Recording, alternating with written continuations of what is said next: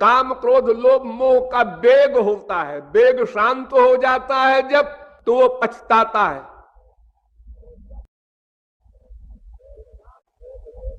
ये काम क्रोध लोभ मोह का वेग होता है, वेग शांत हो जाता है जब, तो वो पछताता है।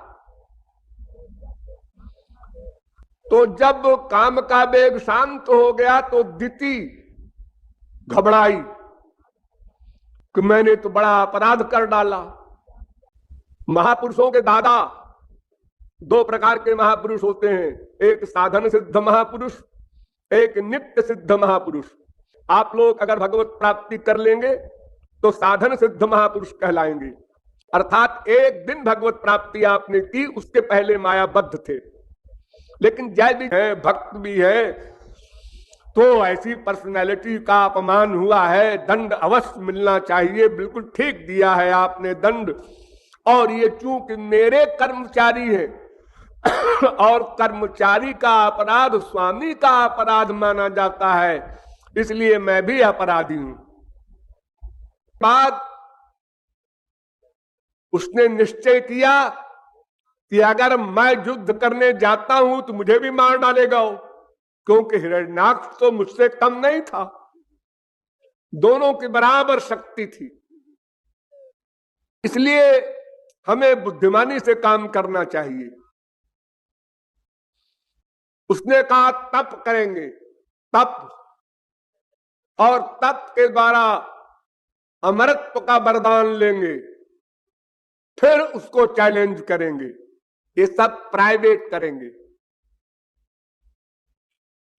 उसी समय आए, क्या कर रहा है, क्या कर रहा हूं, अरे अपने शत्रु की स्त्री को ले जा रहा हूं, जेल में बंद कर दूंगा स्वर्ग में। अरे बेवकूफ, इसके पेट में एक बहुत बड़ा महापुरुष है, और वो ऐसा वैसा महापुरुष नहीं है, वो बड़ा खास महापुरुष है।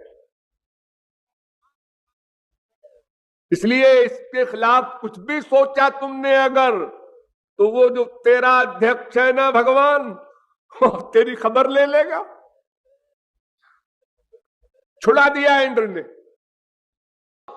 शरणागत भी हो गए भगवान के, श्री कृष्ण के भक्त भी हो गए, भगवत दर्शन भी हो गया, सब काम उनका पेट के अंदर हो गया।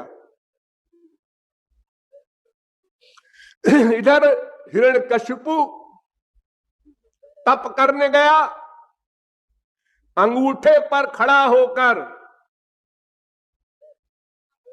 दोनों हाथ ऊपर करके और गर्दन ऊपर करके देवताओं के 100 वर्ष तक खड़ा रहा, ब्रह्मा का ध्यान करते हुए। 6 महीने की रात होती है देवताओं की, और 6 महीने का दिन होता है, यानी 1 साल भरा 1 दिन के, और 100 दिव्य वर्ष उसने तप किया और पानी भी नहीं पिया।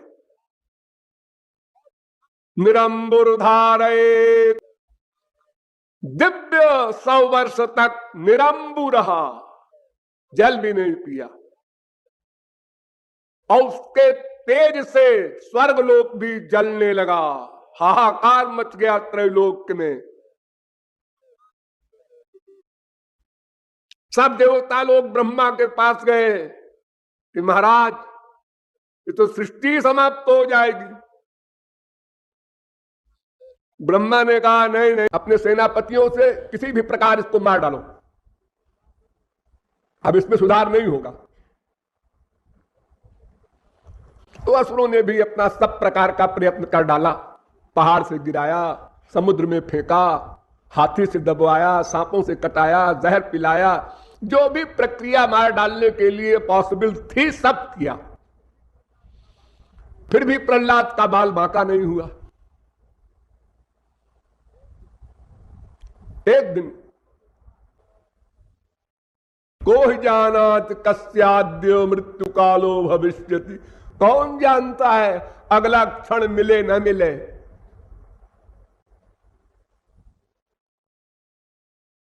उत्तिष्ठध्वम जागृयध्वम, देर न करो, उठो, जागो, चलो। सफर लंबा है, समय का पता नहीं। जागो, चलो। सफर लंबा है, समय का पता नहीं। उत्तिष्ठध्वम जागृयध्वम, देर न करो, उठो, जागो, चलो। सफर लंबा है, समय का पता नहीं। अनुभव स्वरूप है, आनंद स्वरूप है, उसमें आनंद के सिवा कुछ है ही नहीं है। आनंद का ही उसका शरीर बनता है। आनंद मात्र कर पाद मुखोदरादि, उसका हाथ पैर जो कुछ है सब आनंद का बना है, दिव्यानंद का, अलौकिक, अनिर्वचनीय, अपरमेय, अपौरुषेय परमानंद का। ये शब्द बोल रहा, निर्वचनीय, अपरमेय, अपौरुषेय परमानंद का। ये शब्द बोल रहा हूं, वो क्या होता है आनंद, ये तो जब मिलेगा तब पता चलेगा। अभी समझ लीजिए ऐसे ही भूल गए, फिर वही प्रश्न करने आते हो। तो इतनी बड़ी ऊंची अवस्था तो है नहीं आपके बर्तन की कि हम जो बोल रहे हैं वो बैठ गया, अब निकलेगा नहीं। ऐसा बर्तन तो प्रहलाद का था। बाकी जो बर्तन है वो गड़बड़ ज्यादा है, ठीक कम है, तो गड़बड़ी के लिमिट के अनुसार उसमें सामान किसी में 1 दिन टिका, किसी में 2 दिन, किसी में 4 दिन, किसी में 10 दिन, किसी में 1 महीना, किसी में 2 महीना, फिर वो निकल गया सब ज्ञान। तत्व का विस्मरण हो गया, और जब विस्मरण हो गया तो जीव पहले वाली अवस्था पर पहुंच गया। गृहस्थ में यही होता है, स्वरूप को भूल गया। अज्ञान में वास्य ही मूल कारणम, ये देहाभिमान जो आ गया हमारे अंदर, मैं देह हूं, मैं शरीर हूं, बस सब रिश्ता भगवान वाला बिगड़ गया। जैसे एक लड़की, प्रहलाद बिल्कुल ठीक कहते हैं, फिर भी असुर बालकों की ऐसी योग्यता नहीं है कि इतना सुन लेने मात्र से वो कंप्लीट सरेंडर कर दें। ऐसे ही आप लोगों की भी ऐसी अवस्था नहीं है कि इतना सुनने के बाद आप मां में कम शरणम ब्रज हो जाएं। इसलिए और भी समझना होगा, जिसे हम कल समझाएंगे। बोलिए ना, पादक आवरण, अनानंदा पादक आवरण। तो असत्वा पादक आवरण तो शास्त्र वेद के ज्ञान से समाप्त हो जाता है। आप लोगों का भी लगभग समाप्त है, यानी शास्त्र वेद में क्या लिखा है ये जान ले, समझ ले, उसका असत्वा पादक आवरण समाप्त हो गया। अब इसके आगे अभाना पादक आवरण है, ये अविद्याजन्य है। यह आवरण तत्त्वमसि के चिंतन से लेकर अहम ब्रह्मास्मि के चिंतन की परिसमाप्ति पर समाप्त हो जाता है। तू वही है हो जाता है, लेकिन समाप्त करने में 8 कक्षाएं पार करनी पड़ती हैं। विवेक, वैराग्य, समाधि, सठ संपत्ति, मुमुक्षु, श्रवण, मनन, निधिध्यासन, समाधि, इतनी कक्षाओं को पार करना होता है। पहला विवेक। विवेक का तात्पर्य है कि हम आत्मा है, ये हमारा शरीर है, हम शरीर नहीं है, ये संसार अनित्य है, नश्वर है, ये सदा बोध रहे। सदा यहीं पर फेल हो जाएंगे सब सन्यासी जितने ज्ञानी हैं हमारे देश में। सदा बोध रहे, सदा बोध रहेगा तो कोई गाली दे, निंदा करे तो फील नहीं होना चाहिए, क्योंकि तुम आत्मा हो, अब आत्मा सदा आनंदमय है, उसकी बुराई क्या होगी। फिर विवेक के बाद वैराग्य, संसार में न राग हो न द्वेष हो, यहां पहुंचना बहुत मुश्किल। कितने सन्यासी और ज्ञानी आप छू, घोर प्यास हो भगवान के पाने की, ब्रह्म ज्ञान की, तो ये 4 साधन है। अधिकारी बनने के लिए, तब इसके बाद श्रवण करो, अथा तो ब्रह्म जिज्ञासा तत्वमसि। मंत्रों को सुनो, उसके पहले नहीं सुनना, मर जाओगे। फिर मनन करो, फिर निधिध्यासन करो, फिर समाधि प्राप्त करो, और जब सिद्ध हो जाओ तो ज्ञान हो गया, अज्ञान चला गया। किसका ज्ञान हुआ? मैं का।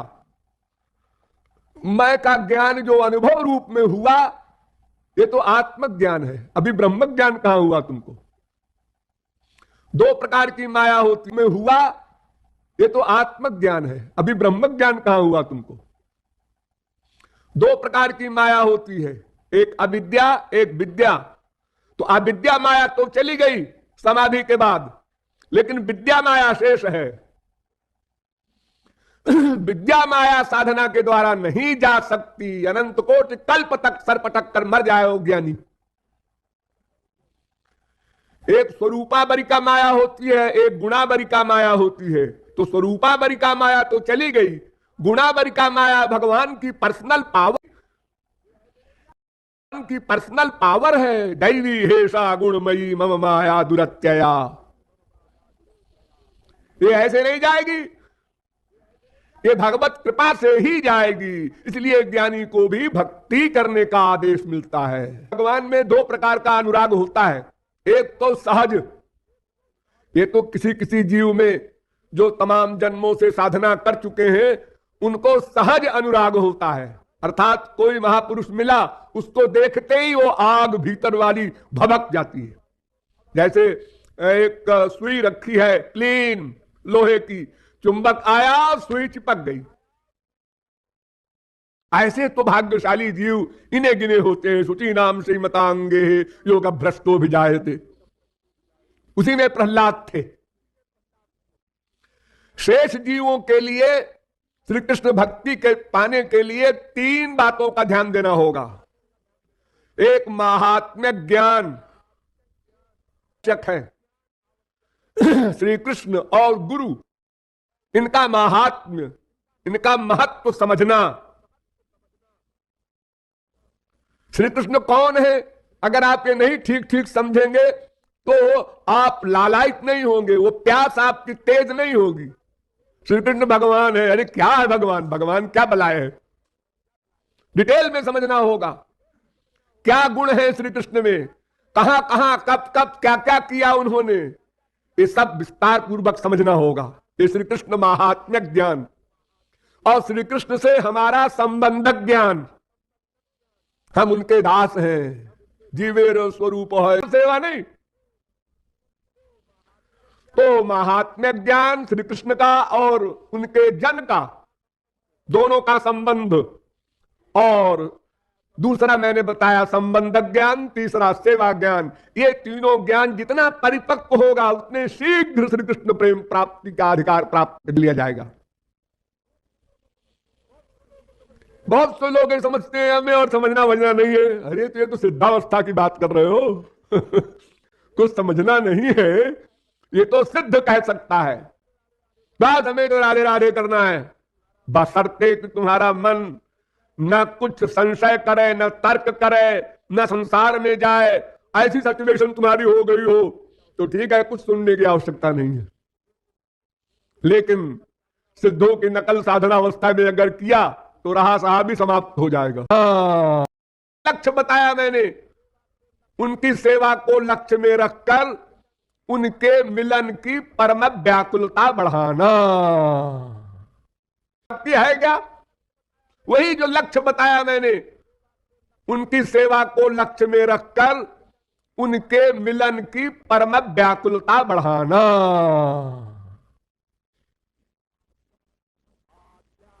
आद्यागमद्यदि श्रवत् श्रवणी भी रूति।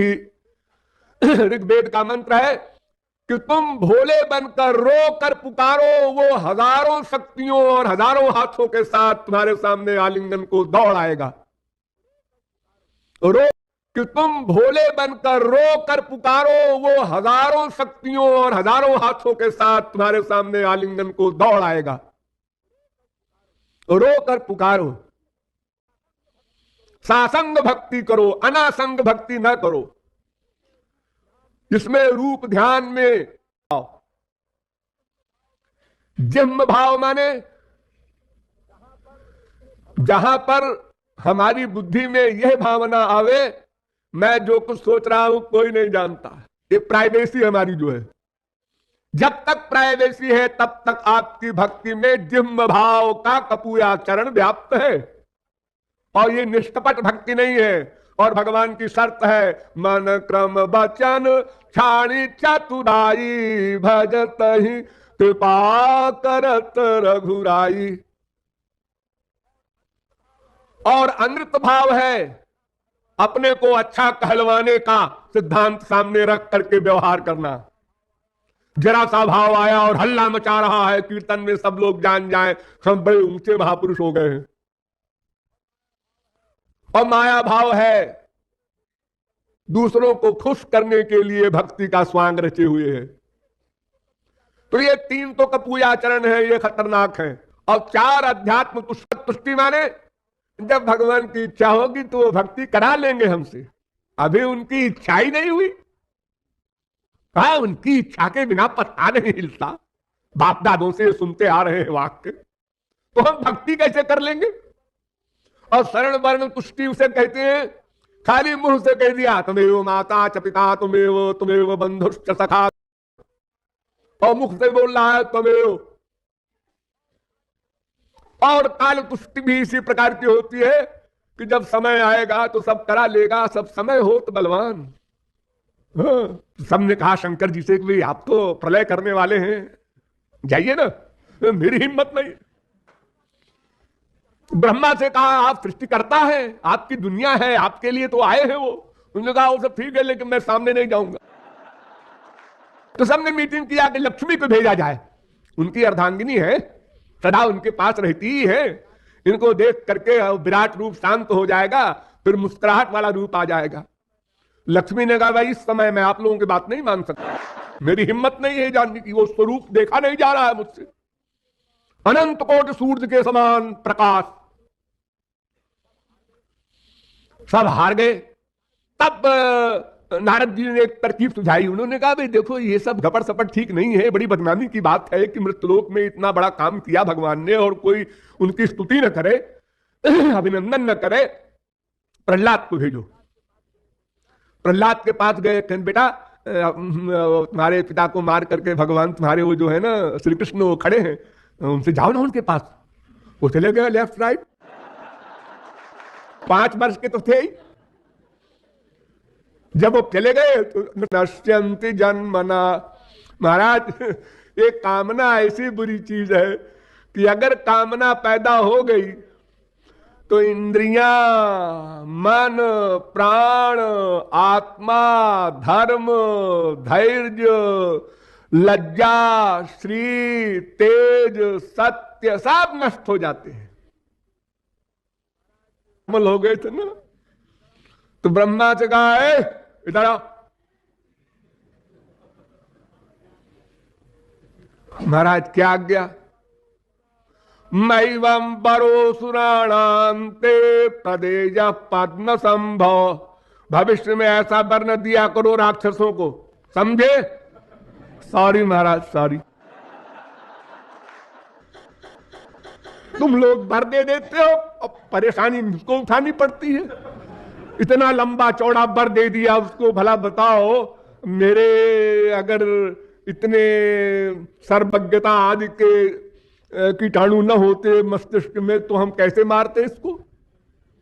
हाँ, ऐसा कहकर भगवान वहीं अंतर्धान हो गए। और उधर से निराशा का रिजल्ट भी हो तो निराशा न आने पाए। ये सब नेचुरल जब होने लगे तो समझो कि अब भाव भक्ति पर हम पहुंच रहे हैं।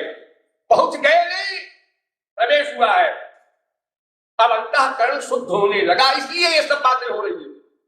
का रिएक्शन है, नेचुरल रिएक्शन है।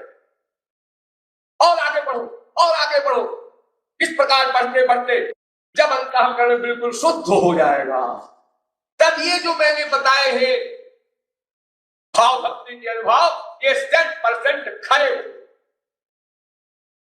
ये इनमें मजबूती आती जाती है और अंत में इतने मजबूत हो जाते हैं कि फिर उनको कोई टस से मस नहीं करा सकता।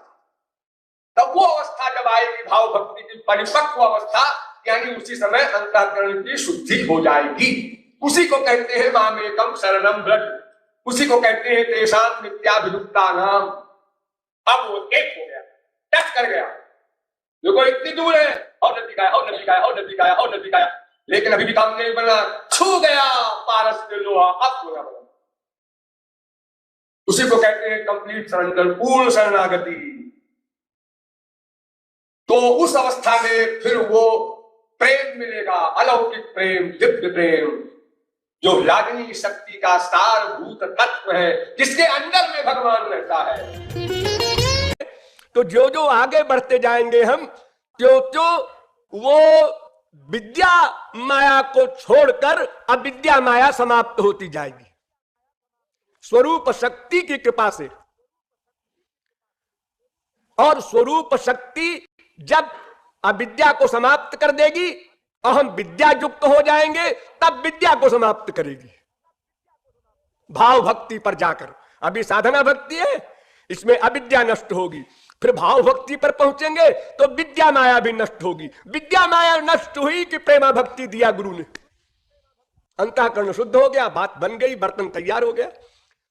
और स्वरूप शक्ति जब अविद्या को समाप्त कर देगी और हम विद्या युक्त हो जाएंगे, तब विद्या को समाप्त करेगी भाव भक्ति पर जाकर। अभी साधना भक्ति है, इसमें अविद्या नष्ट होगी, फिर भाव भक्ति पर पहुंचेंगे तो विद्या माया भी नष्ट होगी। विद्या माया नष्ट हुई कि प्रेमा भक्ति दिया गुरु ने, अंतःकरण शुद्ध हो गया, बात बन गई, बर्तन तैयार हो गया।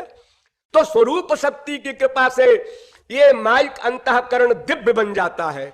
लेकिन ज्ञानियों और साथ साथ आंतर साधना भी आवश्यक है। इस प्रकार साधन भक्ति करते करते भाव भक्ति प्रकट होती है। तो जब भाव भक्ति प्रकट होती है तो स्वरूप शक्ति का प्रवेश अंतःकरण में होता है। लेकिन स्वरूप शक्ति अभी कुछ करती नहीं है, खाली प्रवेश होता है चुपचाप। यानी स्वरूप शक्ति जो ये चाहती है कि बिल्कुल क्लीन हृदय मिले, वो अभी पूरा क्लीन नहीं हुआ, लेकिन काफी हो गया है। तो इसलिए उसको आशा हो गई है कि चलो टहलते घूमते हैं वहीं, अब आगे स्थान मिल जाएगा। यानी वही साधन भक्ति ही भाव भक्ति बन गई। यानी करना साधन भक्ति और होना भाव भक्ति, मन लगाना साधन भक्ति, मन लगने लगना ये भाव भक्ति। ये भी तीन प्रमुख बताया, उसमें भी एक सबसे प्रमुख है स्मरण। इसके अतिरिक्त भक्ति का क्रम भी आपको बताया कि पहले श्रद्धा हो, फिर गुरु की शरणागति हो, फिर नंबर 3 भजन क्रिया हो, तो नंबर 4 अनर्थ निवृत्ति हो, तो नंबर 5 निष्ठा हो, तो नंबर 6 रुचि हो, तो नंबर 7 आसक्ति हो, तो नंबर 8 भाव हो। अब भाव भक्ति पर आया 8वें क्रम में। यानी 7 हमको लांघना है साधना भक्ति में, तब 8वां क्लास मिलेगा, जिसको हम भाव भक्ति कहते हैं, रति कहते हैं, 2 नाम है उसके। तो अनर्थ निवृत्ति जहां प्रारंभ हुई, हम आगे बढ़ते चले जाएंगे। जितनी मुश्किल पहली कक्षा में है, उतनी दूसरे में नहीं रहेगी। दूसरा पास कर लेंगे तो तीसरे में और कम हो जाएगी। चौथा, सम्मान में विभोर न हो, अपमान में विभोर हो जाओ। ये अवस्था आ जाए तब समझो हम भाव भक्ति में गए। सम्मान में विभोर न हो, अपमान में विभोर हो जाओ। ये अवस्था आ जाए तब समझो हम भाव भक्ति में गए। साधक तो माया के अंदर में होता है। आज वो अच्छा साधक है, कल को बुरा हो जाए। भावोप्यभाव मायाति कृष्ण प्रेष्ठा पराधतः। भाव भक्ति पर जाकर भी किसी साधक का पतन हो सकता है भाव भक्ति पर। तो बिना भगवत प्राप्ति के तो कोई चैलेंज